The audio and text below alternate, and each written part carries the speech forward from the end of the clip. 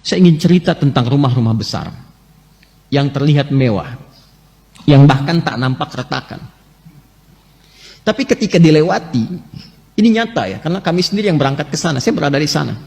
Dan alhamdulillah cukup mengetahui, termasuk kisah-kisah yang viral itu, kita tahu gitu.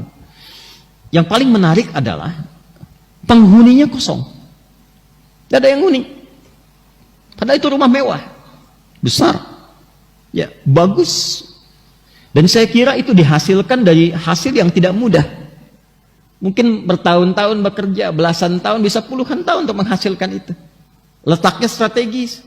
Tapi ternyata penghuninya lebih menginginkan dan lebih berminat untuk tinggal di tenda-tenda yang bahkan sebelumnya kurang layak.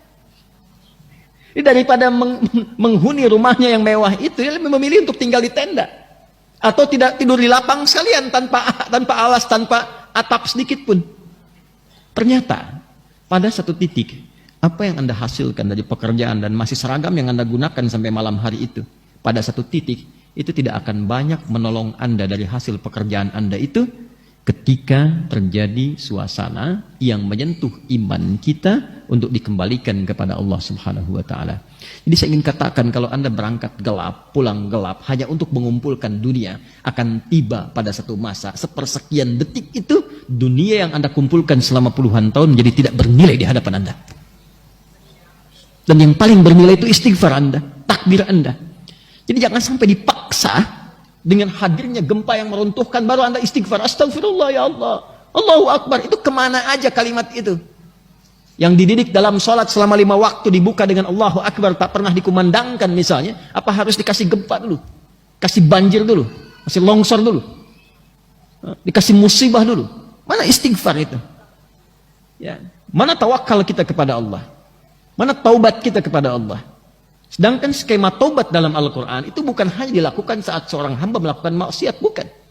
Skema taubat itu skema membersihkan diri, supaya menjaga suasana hati itu dalam kebaikan. Makanya Nabi SAW mengajarkan sebelum tidur taubat, istighfar 70 sampai dengan 100 kali. Allah menegaskan, innallaha yuhibbut tawwabin. Allah mencintai orang yang senantiasa bertaubat, memperbaiki diri dari ujung kepala sampai dengan ujung kaki.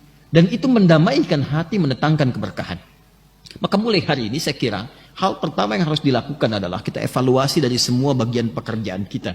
Bukan hanya musibah yang kita rasakan secara luas, boleh jadi ada musibah yang akan menimpa kepada setiap personal, yaitu keberpulangan ia kepada Allah Subhanahu wa taala. Alladzina idza asabathum musibah qalu inna lillahi wa inna ilaihi raji'un. Dan kalimat itu seringkali diucapkan ketika ada orang wafat, kan?